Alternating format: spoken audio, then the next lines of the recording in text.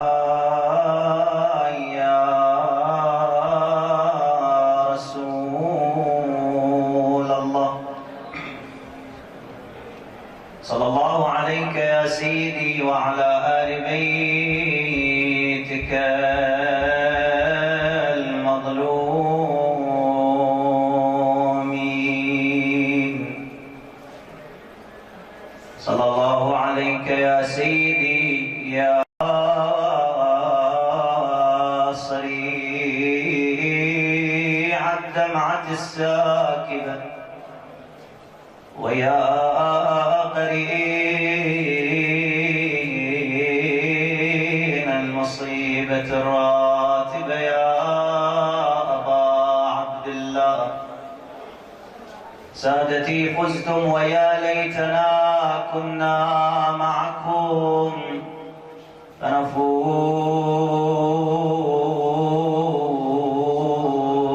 فوزا عظيما. للبلايا يا وللأسقام تبقيني أم للمنايا وللرزايا تذريني.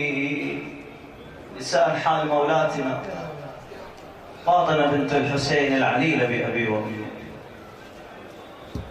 تقول له يا والدي يا والدي من إذا سافرت يرحمني. يا والدي من إذا سافرت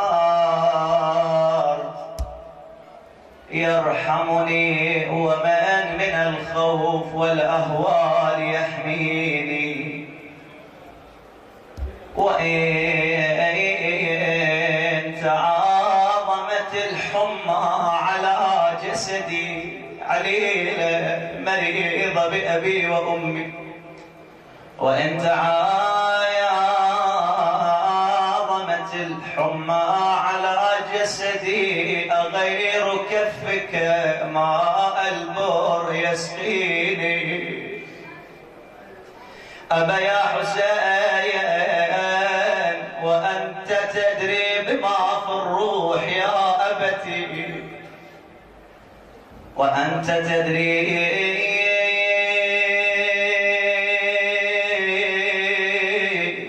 بما في الروح يا أبتي. فكيف يا مبتغى روحي تخليني. فكيف يا مبتغى روحي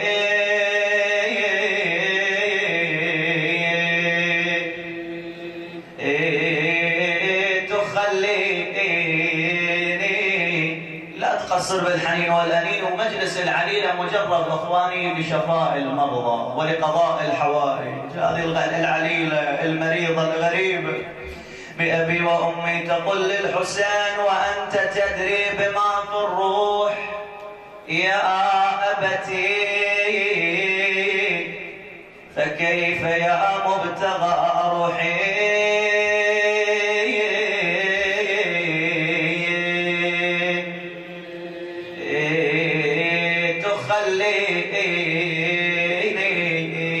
فصورة عبد الله في حدقي. عبد الله الرضيع أخوها بأبي وأمي. فصورة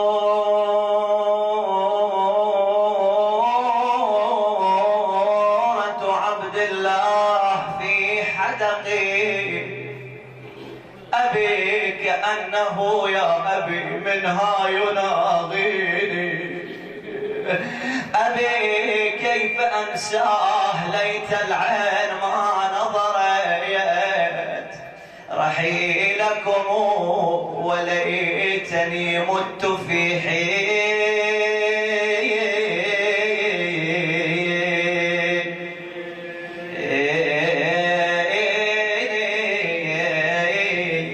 وذي سكينة كيف أنسى مودة مودتها. أختي هاي عشت وياها وذي سكينة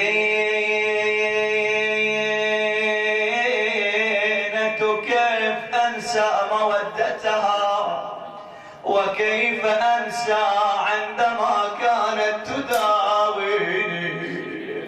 وبعد أكو واحد عزيز علي هالفارقة العليلة بأبي وأمي، تقول وعمتي كيف لي وقد ملكت قلبي أن أفارقها وما على علتي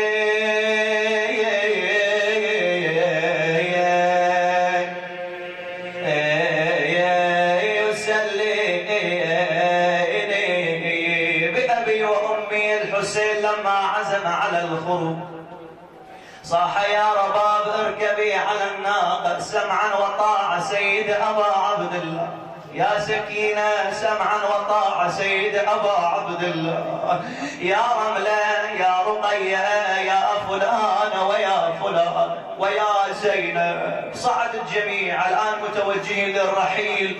العليلة قاعدة منتظرة ليمة الحسين يقولها يا أبتاه قومي واركبي. لذلك هي تقول صعب علي هكذا نجوى عدو حمل عنه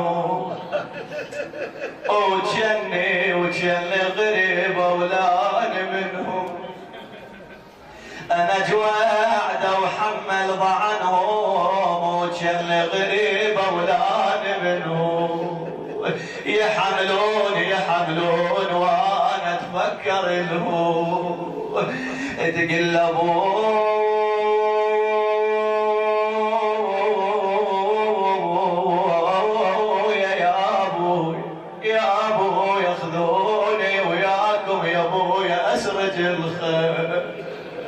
وحط فراشكم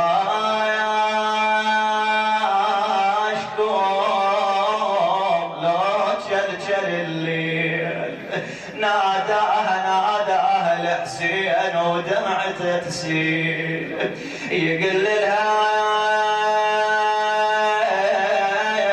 يا ابويا سفرنا دربه طويل وانت علينا وجسمك نحيل وعلى مثلك يا ابويا السفر يحرم.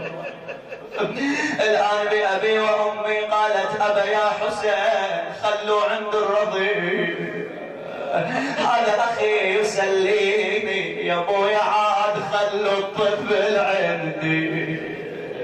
عندي يسر روحي من أشوف انه يتبسم. أخذوا منها الرضيع. قال لها بنيه إن استقر بنا الحال أرسل عمك العباس أو أخاك علي الأكبر يأتي بك إلينا. الآن سار الضعن وعيونها ويا هذا الضعن تقول جد حاد الضعن واقطع البيد وشوفتها اللي صارت بعيدة تقول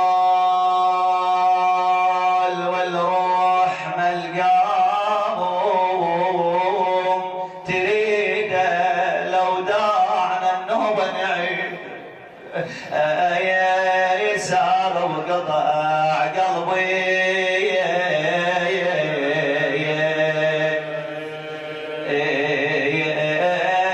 وريده. فقد تنتظر بأبي وأمي على باب الدار متى يأتي أخاها على الأكبر، متى يأتي العباس ليأخذها. وماكو واحد رجع، ماكو خبر من أهلها. تقول وين الذي ياخذ لي كتاب مع العليلة، وين الذي ياخذ لي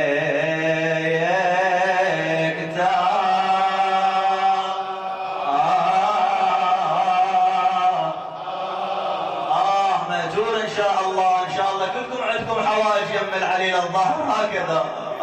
تقول وين الذي ياخذ لي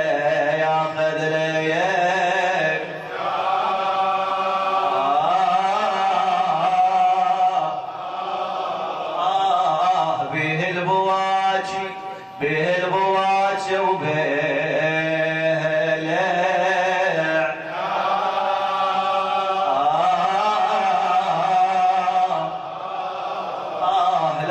وقلب على الباب ما ردوا خبر شنه الاسباب اول ما ردوا خبر شنه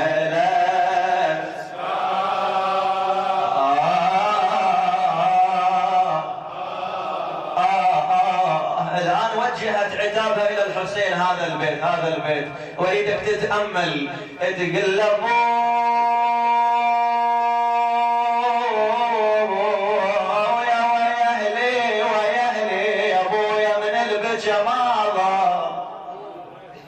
ويهلي بويا يتيم من صغر سني ويهلي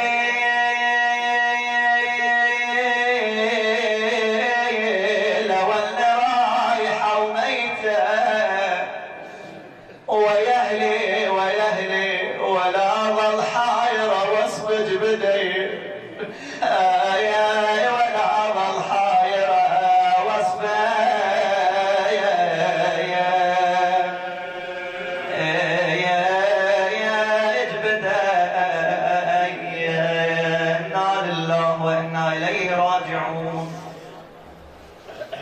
وسيعلم الذين ظلموا آل بيت المصطفى أي منقلب ينقلبون والعاقبة للمتقين.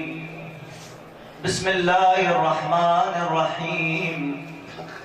فما بكت السماء والأرض عليهم وما كانوا منظرين.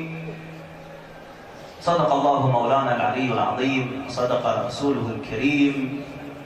على حبه صلوا على محمد وآل محمد. اللهم صل على محمد وآل محمد.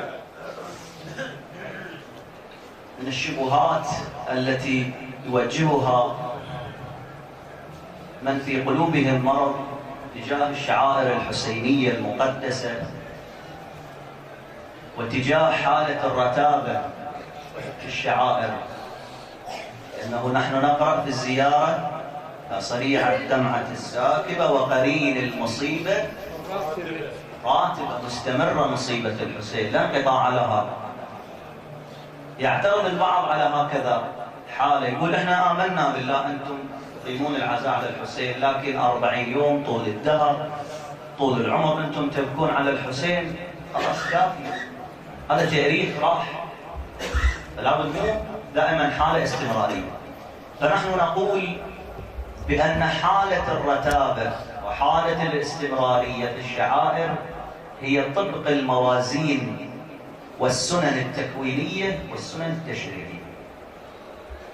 أما في التكوين، هاي الآية المباركة تتحدث عن قوم فرعون الذين أهلكهم الله في سورة الدخان.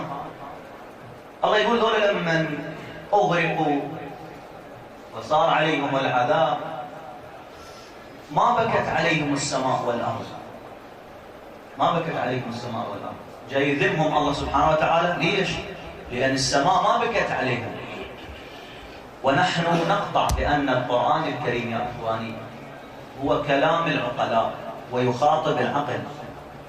العقل شو يقول يا إخواني؟ يقول هذا الحائط ما يصير نسميه عالم، وكذلك ما يصير نسميه جاهل، لأن العلم ملكة والجهل عدم هذه الملكة. فليس من الإنصاف، هو الحائط مو من شأن العلم والتعلم، الجهل لمن من شأنه في مورد تصح فيه الملكة، هكذا يقولون، في مورد من شأن أن تصح فيه الملكة.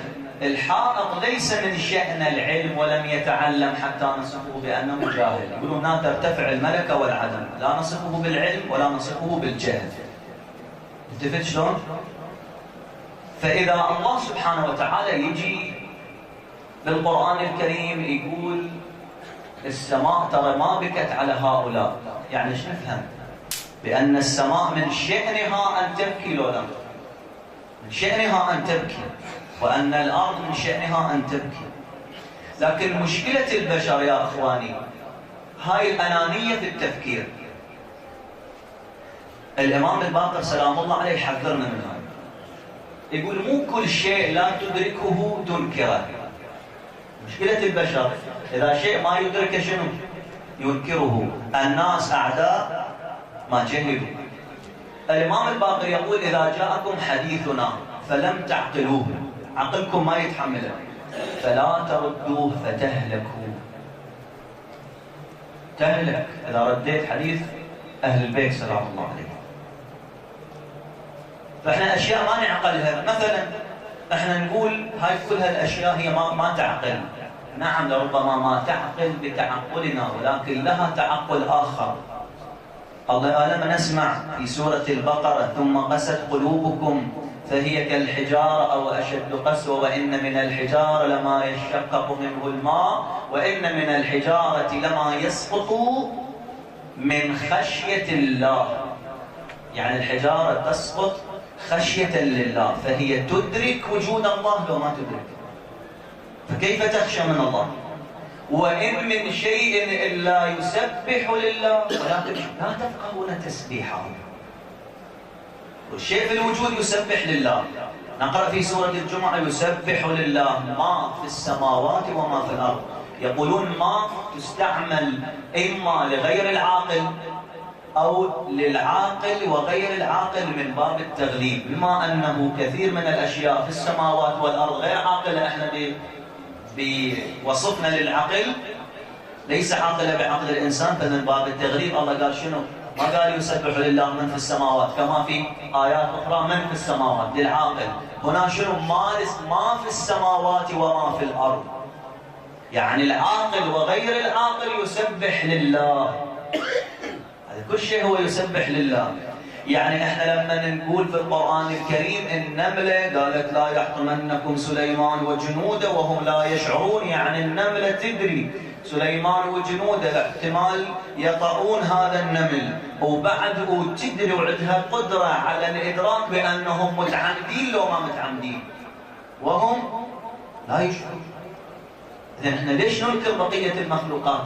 ليش هالأنانية؟ نريد بس احنا موجودين. لا، اكو عوالم واكو مخلوقات اخرى مدركه وفعاله، منها هاي السماء.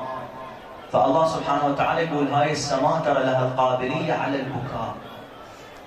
واجتنا الروايات الصحيحه، اجتنا روايات الوارده عن ائمه اهل البيت. الشيخ ابن قولويه القمي رحمه الله صاحب كتاب كامل الزيارات عقد باب في كتاب الباب 28 أخواني، أحصى فيه 27 حديث عن أئمة أهل البيت والطهارة سلام الله عليهم تنص على أن السماء بكت دما على الحسين الشهيد يوم كربلاء. دما بكت السماء. الآن لماذا السماء بكت دما؟ ما أريد أدخل في هذا الموضوع. ومن يشكل على شعائر أبي عبد الله الحسين كالتطبير وغيره. ولماذا لا تبكي السماء بالماء؟ ليش ما تبكي مطر؟ ليش تبكي على الإمام الحسين بالدم؟ وليش آدم إذا أراد يواسي رسول الله بالحسين ينجرح جبهته؟ وليش بقية الأنبياء مثلا بعضهم ينجرح شنو؟ قدمه، ويصير دم مواساة لرسول الله بالحسين؟ ليش خصوص الدم؟ وليش السماء إذا تريد تواسي الحسين وتبكي على الحسين بالحمرة المشرقية والحمرة المغربية؟ يعني السماء يوميا تبكي الحسين دما في الشرق وفي الغرب، عند شروق الشمس وعند غروبها. رواية أهل البيت سلام الله عليهم شيء من جهة. أكثر من ذلك البعض هذا اللي أركز على هاي الكلمة، من لم يمتحن الله قلبه للإيمان ولحب أهل البيت والتسليم لأمر أهل البيت يشكك. لكن هذا ابن عساكر صاحب كتاب تاريخ دمشق يا إخواني، هذا رجل مو شيعي، في ترجمة الإمام الحسين من هذا الكتاب يقول: في يوم 10 سنة 61 للهجرة السماء بكت دما على ما حل بالحسين سلام الله تعالى. بكت دما على الحسين، ما رفع حجر إلا ووجد تحت دما عميقا، بل أكثر من هذا. إلى أهل الحضارة، إلى أهل الفكر، دعاة التحضر، والذين لا يؤمنون إلا أن نأتيهم بكلام مستر فلان يقول له قال الصادق، شيء يعني غريب، هذا فشيء قديم ما به علم، هكذا هم يتصورون، لكن ما يدرون شنو المعارف الإلهية في كلام أهل البيت عليهم السلام. على كل حال نخاطبهم نقول لهم: عمي اكو مؤلف بريطاني ألف كتاب في سنة 1954، الكتاب اسمه ذا أنجل هكذا ساكسون كرونيكل، هذا في تاريخ لندن، يستقصيها في تاريخ بريطانيا في إحدى المكتبات موجود، 624 رقم هذا الكتاب في هاي المكتبة اللي هي Every Man's Library. هاي بعد اللي يراجع روح على الانترنت. بهاي المكتبة هذا الكتاب موجود، صفحة 38، صفحة 35، صفحة 42 يذكر بأنه في سنة 885 أو 685 عفوا، اللي هي توافق سنة 61 للهجرة، خرج البريطانيون صباحا فوجدوا الأفرشة اللي مخلينها، أزبادهم، حليبهم، هكذا يقول الميل والبرود وكذا، يقول هذه كلها شنو؟ وجدوها ملوثة بالدم. بعد أكثر من هذا دليل، القرآن يقول ممكن السماء تمطر دما على الحسين. روايات آل محمد تقول، ابن عساكر يقول، والبريطانيين يقول. يجيك واحد يشكك بعد السماء. إذن البكاء على الحسين سنة تكوينية وراتبة مستمرة، مو يوم. السماء شنو؟ يوميا، بعد شنو؟ حمرة مشرقية حمرة مغربية تمنع الحسين وتبكي على الحسين. بس الإنسان هذا اللي هو العاصي المذنب اللي يترك البكاء على الحسين، لكن المخلوقات كلها تضج إلى الله بكاء على الإمام الحسين سلام الله عليه. هذا من جهة.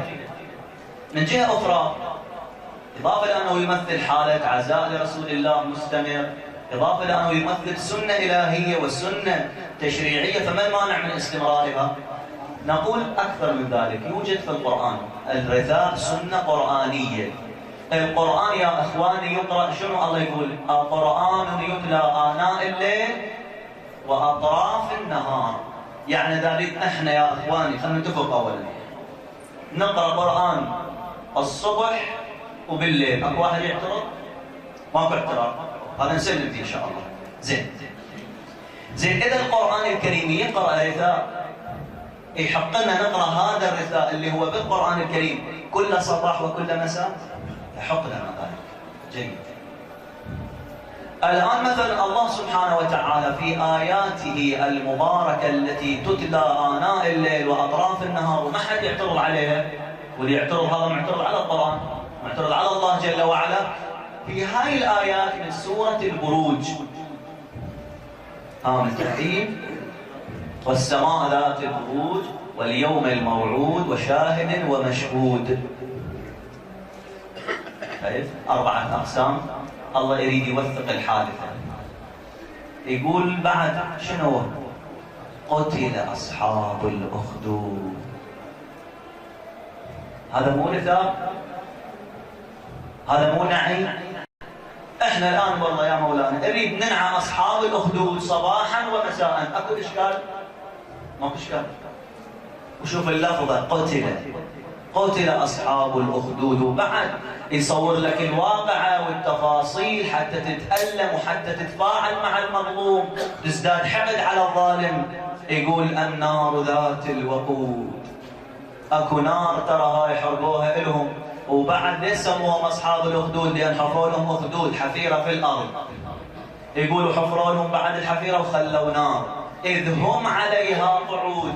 العذاب النفسي، عذبوهم نفسيا، خوفوهم، قال هاي أول مرة نعذبكم، بعدين ألقوهم في النار. وهم على ما يفعلون بالمؤمنين شهود. ولذلك أحد العلماء يقول الدراسات القرآنية تقول في قراءة القرآن الكريم من المفاتيح اللي تجعل قراءتك واعية ونافذة إلى القلب يا أخواني أن تتفاعل مع الآيات المباركة، تحس بأن أكو حديث بينك وبين الله. خلي بالك وياي شوي، انتبه، صلوا على محمد وآل محمد.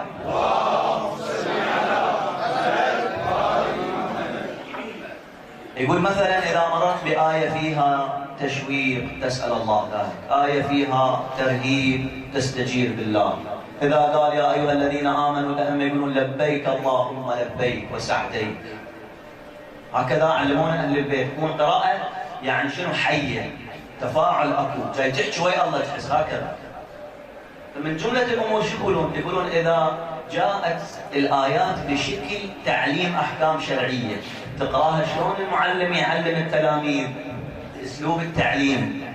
إذا اجت الآيات القرآنية بأسلوب القصص، شلون الإنسان يقص القصة؟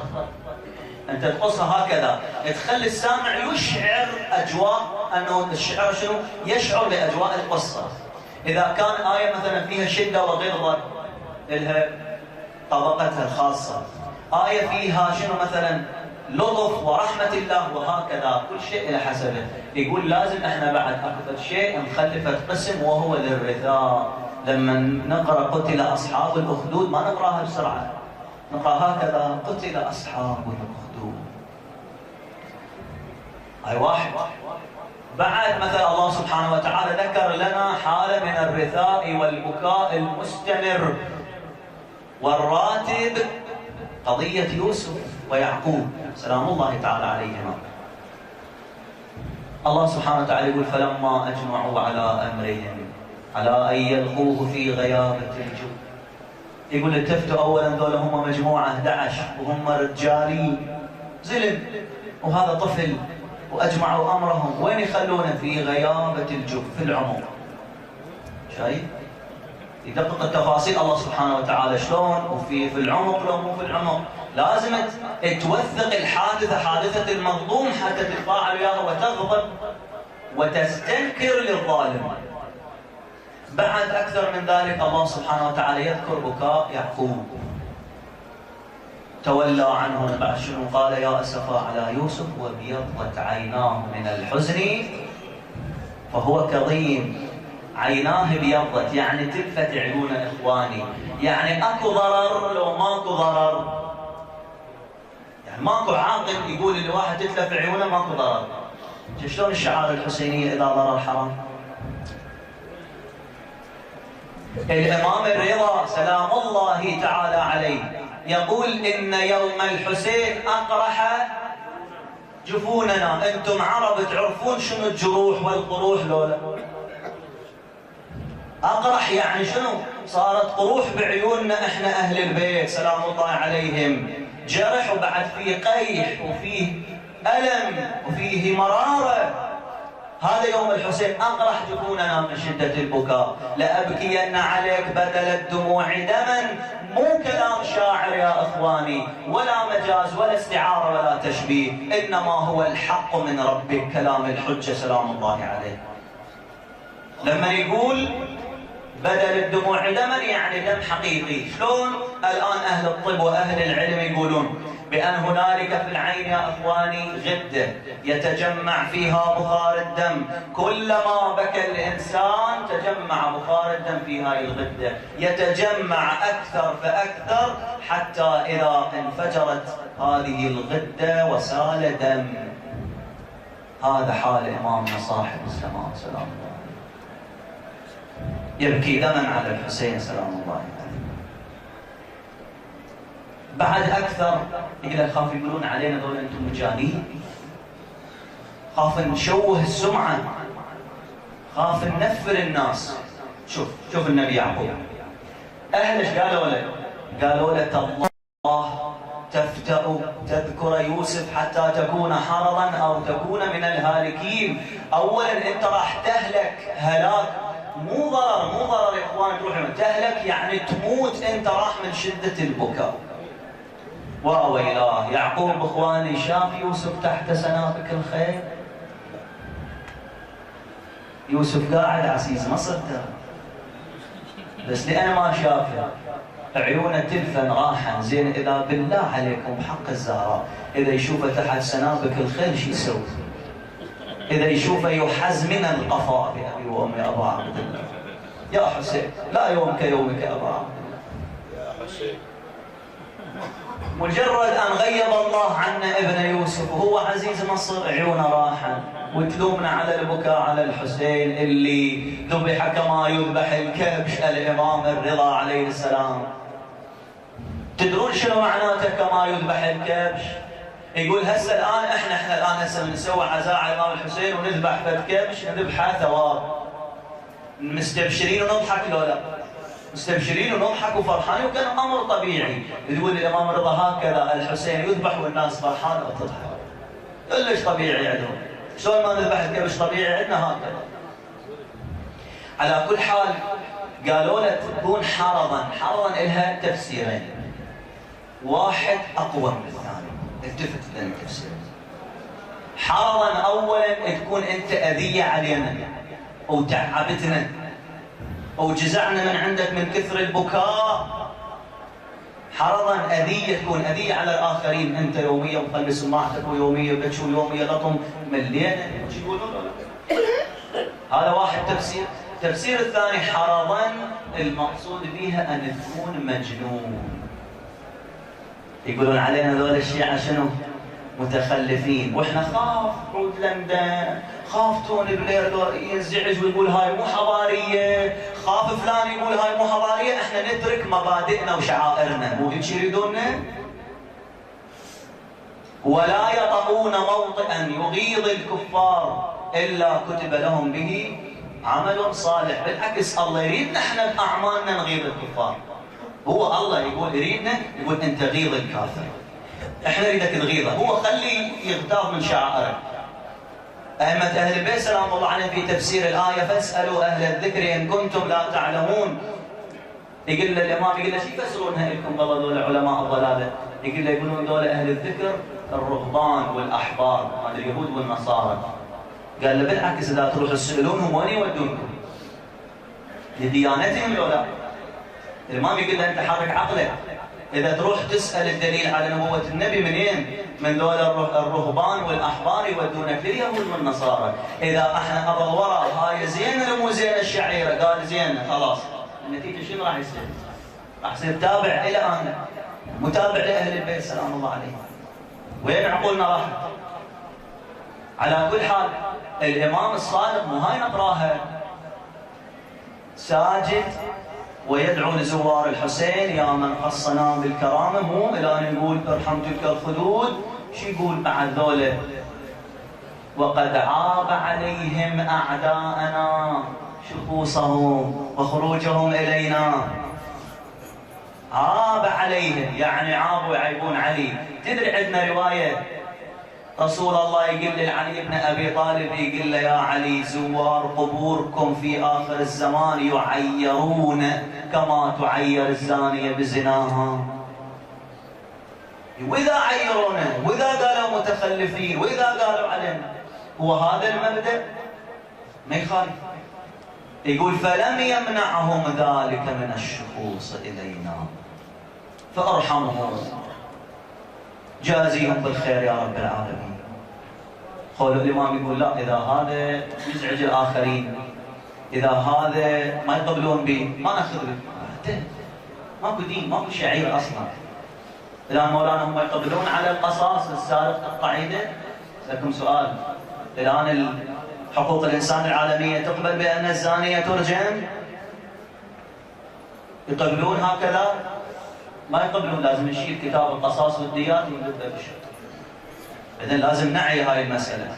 على كل حال بالشيء يذكر بان يعقوب حالة رثاء مستمر وبكاء دائم على يعقوب، كذلك على الإمام الحسين سلام الله تعالى، حالة رثاء مستمر، مصيبة راتبة. قضية أخرى، شواهد كثيرة الآن، هو ماكو اعتراض، نتفق على هاي من البداية اتفقنا، ماكو اعتراض إذا نقرأ قصة يعقوب ويوسف كل صباح وكل مساء، ماكو اعتراض لأن حالة رثاء. كذلك نقرأ من الصباح إلى المساء وإذا الموءودة قتلت سئلت بأي ذنب. هذا مو بشيء، هذا مو رثاء، هذا مو تسجيل للعاطفة، هذا مو شعارات عاطفية. أين دعاة الفكر؟ هاي عاطفة لو مو عاطفة؟ الله يقرأ لنا آيات قرآنية ليل نهار نقراها عاطفة وبكي على الموجودة. الآن التفسير الظاهري هذا احنا نحتج به على غيرنا. تدرون التفسير الوارد عن أئمة أهل البيت الموجودة المحسن بأبي وأمي، أولاد فاطمة سلام الله عليها، هي الموجودة التي تسأل يوم القيامة بأي ذنب قتلت، بأي ذنب كسر ضلع الزهراء بأبي وأمي. على كل حال، ونقرأ بعد في القرآن الكريم قتل الأنبياء الله يأرخ له ويثبته كحادثة واستمرارية وباقية. أكثر من هذا، ذكرتكم رواية أنه لما هذا الشخص يستكثر على الإمام الجوادي يعرف ما يجلس له وقال له أنا أكرم على الله من بعوض، هذا من القرآن. الآن الله يؤرخ لرثاء ناقة يا إخواني في سورة الشمس. الله ماذا يقول؟ فقال لهم رسول الله ناقة الله وسقياها فعقروها فدمدم عليهم ربهم بذنبهم فسواها ولا يخاف عقباها.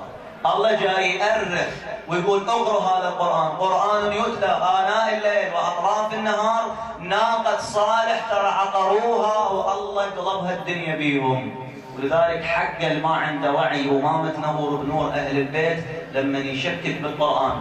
واحد محسوب على الدين موجود، المتابع يعرف الكلام، اللبيب بالإشارة يفهم، يشكك بالقرآن الكريم يقول القرآن ما فيه إنسانية وكذا، يقتل أمة كاملة على مود ناقة. وأعرف أنت هاي ناقة شنو. أضربكم مثل مسجد الآن، أنا عندي قاعة يا أخواني، قاعة مبنية بناء طبيعي، يصير نقعد بها ويصير نتكلم بأمور الدنيا ونصنع ما نصنع. هاي القاعة الآن إخوان أنا جتني الرحمة قلت هاي راح أوقفها أخاف أموت مسجد. شنو صارت؟ صارت بيت الله. الله يقول احترم نفسك إذا طبيت يمدن الطاب وقال نفس لا تحكي بأمور الدنيا. المجنب لا يوصل، الحائض ما تدخل لهذا المكان. ليش؟ لأن هذا صار بيت الله، هن الطابوقات نفس. لكن الآن لا، نسب إلى الله جل وعلا. شايف؟ مو هاي ناقة الله، الله نسبها إليه، فالاعتداء عليها هو اعتداء عليها، اعتداء على الله سبحانه وتعالى. فإذا كان الله يا أخواني يسجل لنا حالة رثاء راتبة مستمرة في القرآن لناقة، أوليس الحسين أفضل من الناقة؟ إذا الناقة أضيفت إلى الله سبحانه وتعالى فاكتسبت الشرفية، أولم ينسب الحسين إلى الله؟ قتيل الله، ذبيح الله، ثأر الله، خيرة الله، حجة الله. وشوف ايش قد بعد الآن نتأمل في زيارات الحسين سلام الله تعالى عليه. فيحق لنا أن نرثي الحسين لأولاد، يحق لنا أن نبكيه ليلا ونهار، على الأقل نقتدي بالسماء. ذاك الشاعر يقول نحن تعلمنا من السماء نبكي على الحسين بالدماء. السماء تبكي على الحسين دم، ليش احنا ما نبكي على الحسين دم؟ ليش ما نضرب رؤوسنا؟ ليش يعني؟ كما بكى الحجة ذو اللواء حزنا على مقطع الأعضاء، الحسين في أبي وأمي. فيحق لنا، فمن الواجب عينا لبس سربال الأسى واتخاذ النوح وردا كل صبح ومساء، واشتعال القلب أحزانا تذيب الأنفسا. وقليل تتلف الأرواح في حب الحسين. قليل تتلف أرواحنا فداك يا أبا عبد الله. إذن البكاء والرثاء بحالة الرتابة والاستمرارية والبقاء وليل ونهار وطول الدهر وأبد الأبد هو سنة تكوينية وهو سنة قرآنية ثابتة لا نقاش فيها أبدا. ولهذا كانت سيدتنا ومولاتنا أم البنين سلام الله عليها في هاي الليلة يعتاد شيعة أهل البيت أن يذكروا باب الحوائج إلى الله أم البنين، أي اللي ذابت في حب الحسين. تريد الله يعطيك كرامة انسب إلى الحسين، خلي لك ولو نسبة، زاير الحسين، خادم الحسين، محب الحسين، أكو أن تكون أكو إضافة بينك وبين الحسين. أم البنين خطبها أمير المؤمنين خير الخلق، قال له يا أمير المؤمنين أنا قابلة، أهلها قابلين حتى نعرف قيمة كل واحد مثل حالي وحال غيري خادم الحسين. قالت يا أمير المؤمنين أنا شنو؟ تنطيني مجال يوم تروح تسأل على علي بن أبي طالب ما معروف، على حسب، على نسب، على دين، على من تسأل، تقول له هذا اليوم أروح به للحسن والحسين وأستأذن منهما هل يقبلاني خادم أو لا. أم البنين تستأذن خادمة لو مو خادمة. هكذا تتعامل مع الحسين. بني عباس إذا جلست بين يدي أخيك الحسين لا تتربع، تجلس جلسة العبد بين سيده، وإياك تقول له أخي، قل له مولاي سيدي يا ابن رسول الله. لذلك يقولون كان الحسين يتمنى يسمع هاي الكلمة، سمعها لما انطاه على نهر العلقم العباس قال وحسين. هاي تربية أم البنين إخواني. يوقف بكربلاء يقول لهم أخوته يقول لهم تقدموا لكي أحتسبكم عند الله. هذه كلها تربية أم البنين اللي ربتهم وعلمتهم على حب الحسين وعلى فداء الحسين بأبي وأمي. الآن ودعها الحسين بأبي وأمي، بقيت تنتظر مروان اللعين هذا الملعون بزيارة عاشوراء رق حاله لحال أم البنين.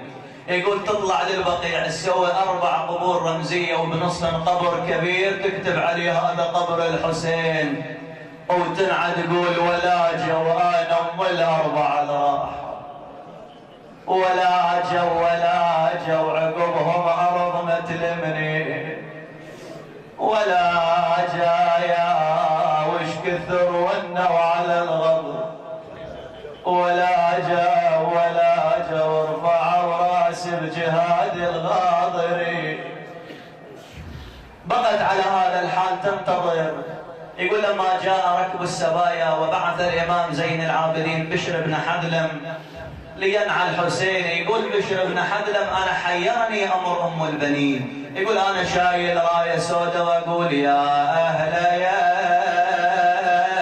يثرب لا مقام لكم بها، قتل الحسين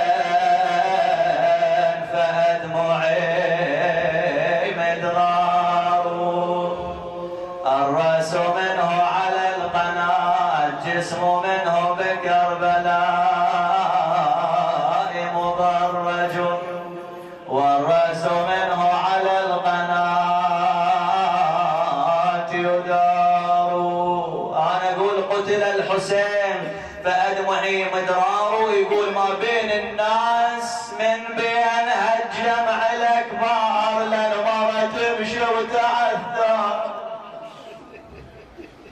من بين هالجمع الأكبر مرة تمشي وتعثر، صاحت يناعش الخبر الله أكبر، صوتك لعند الصخر فسار.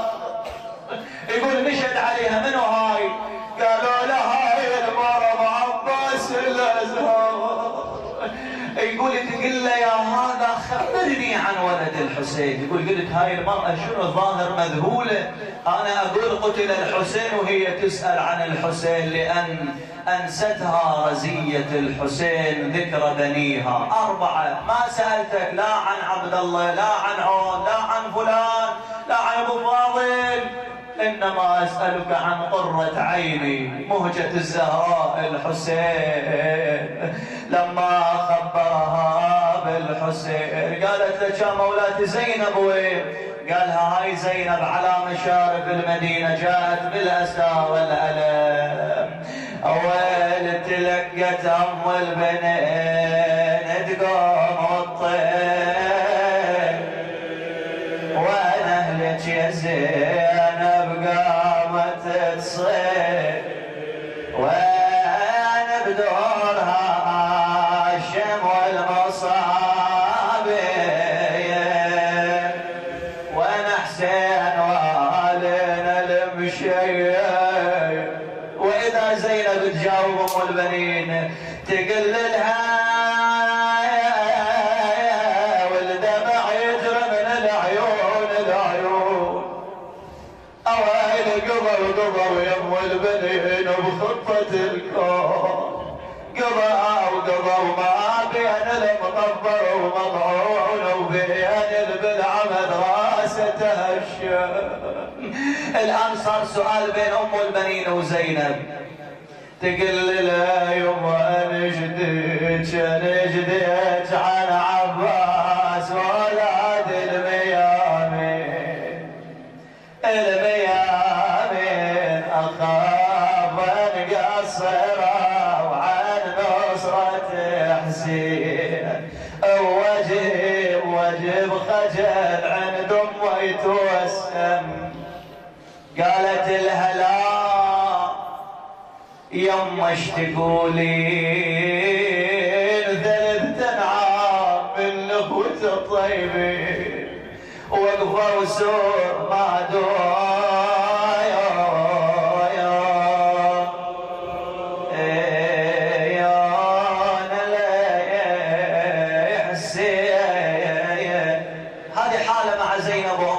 حالة أخرى لما دخلت مولاتي إلى دارها في المدينة أغلقت الباب، قالت لا تدخل علينا إلا صاحبة مصيبة معنا.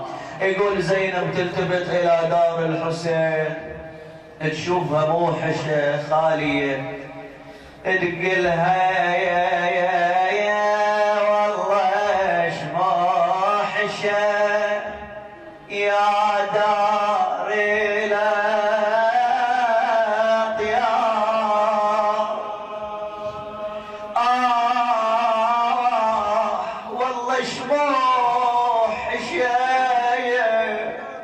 يا دار الأطيار، ساعة ولن ندق على الباب، أنا مع عباس جيت جلات فترين.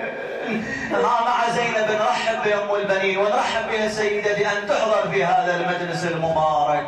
صاحت يا الحرام قوما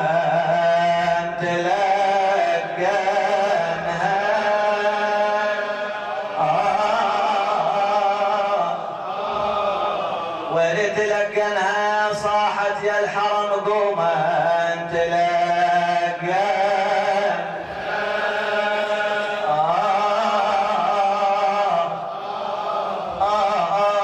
تقول بالله وياي قوما ساعدا.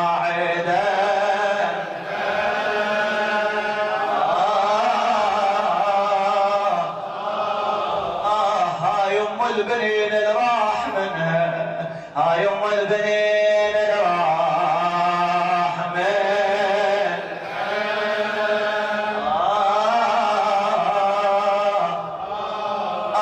شباب 4 وبالحرب نفلين، يا شباب 4 وبالحرب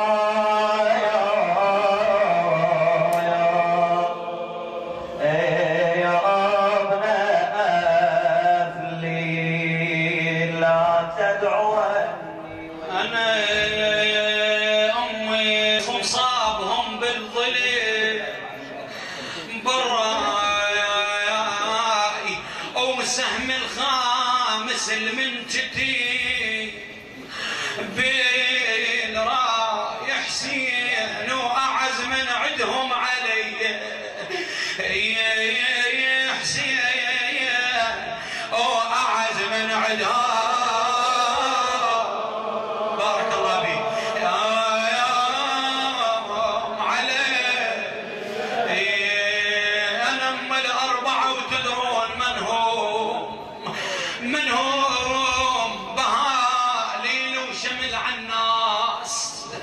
من هم ذخرهم خاطر وانحرام، من هم وبعد دمهم على الزهرة الزكية، بعيد دمهم على الزهرة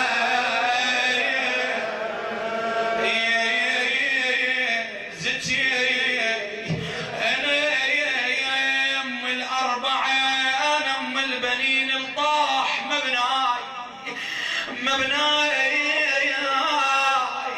وضحيت الوجود حسين مبناي،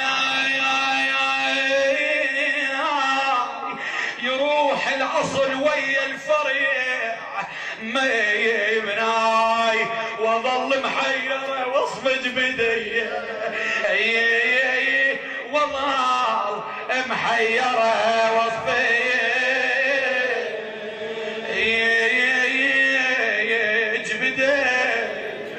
بعد ام البنين كانت تجي لدار الحسين بعد ما راح الحسين. من تلقى بالدار؟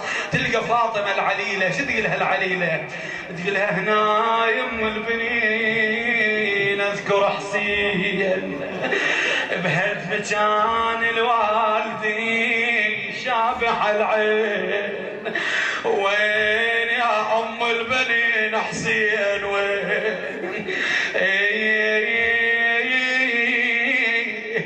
يما التربة مشيت وعيني لك يا حسين، تربة عليلة وعلت بتفاك بويا تربة وظلت عندي لك يا حسين يا بوي تربة لو صارت دمية تيتم إلي، لو صارت دمعت يتم روحي ترفرف فوق ضعنا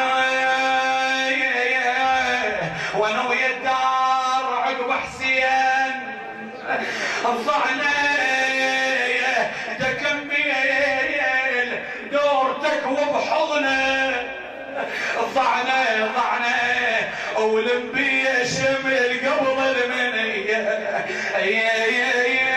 لين بي الشمل قبل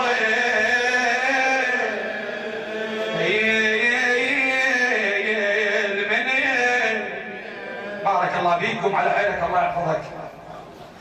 وحقك يا العليله ترى السفره طويله، وحقك يا العليله ترى السفره طويله، اذا وياي اخذتك اخاف تهيج عيلتك، اذا وياي اخذتك اخاف تهيج عيلتك، ترى السفره طويله، ترى السفره طويله. على حب باب الحوائج فاطمه العليله صل على محمد وآل محمد.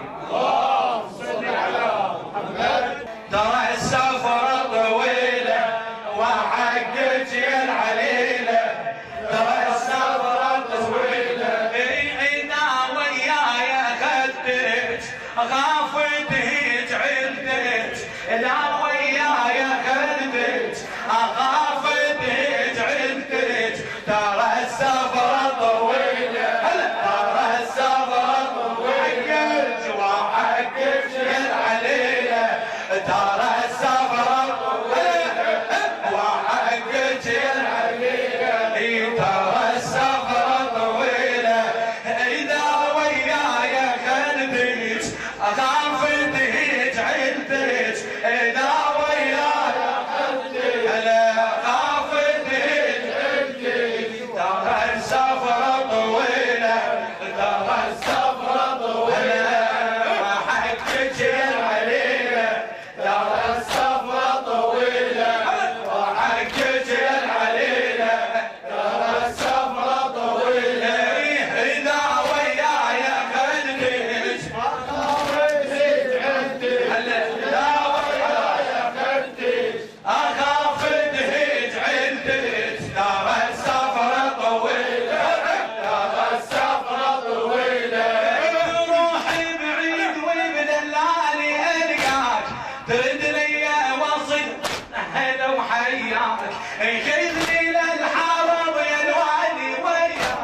خيلنا للحرب يا غالي وياك نخلص هالدار تسلاني واسلاك نخلص هالدار تسلاني واسلاك اذا تبعد علي عز تهيج بيا اذا تبعد علي عز تهيج بيا لا تقلي بسفرتك اخاف تهيج عندك لا تقلي بسفرتك اخاف تهيج عندك ترى السفره طويله ترى السفره حقك يا العليله وحقك يا العليله ترى السفره طويله وحقك يا العليله ترى السفره طويله إذا وياي خليك أخافتك عندي إذا وياي خليك أخافتك عندي ترى السفرة طويلة ترى السفرة طويلة سمعي فاطمة وخلينا حاجج هالسفر طويل خايف عليك أحيرا بالحدي لو بيت داوج أحيرا بالحدي لو بيت داوج أحيرا بالضعن يا بنيتي لو بيت أحيرا بالضعن يا بنيتي لو بيت يا بنيتي الحبيبة حيرتني المصيبة